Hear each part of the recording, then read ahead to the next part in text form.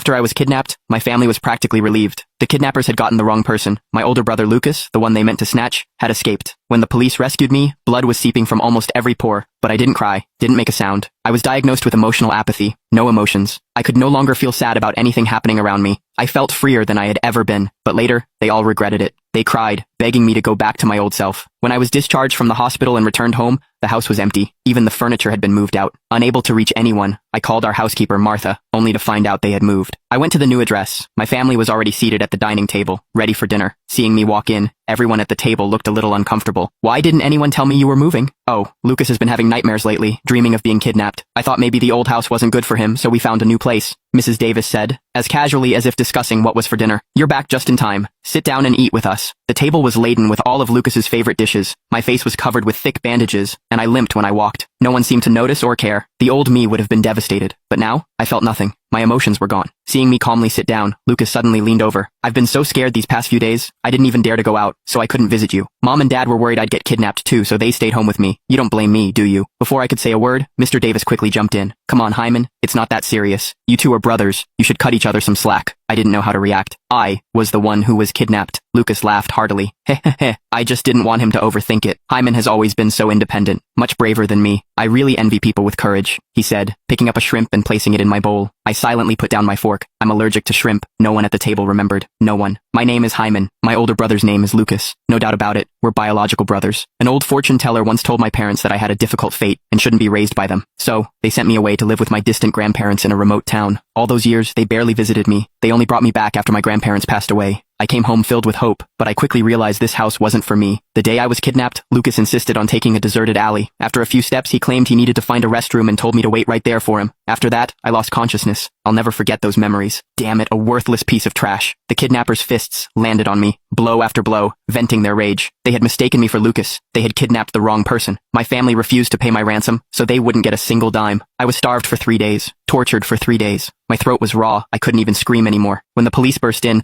the kidnappers were about to strip me. Blood blurred my vision, but I still strained to open my eyes. Looking behind them, no one from my family had come. I wanted to cry, but no tears would fall.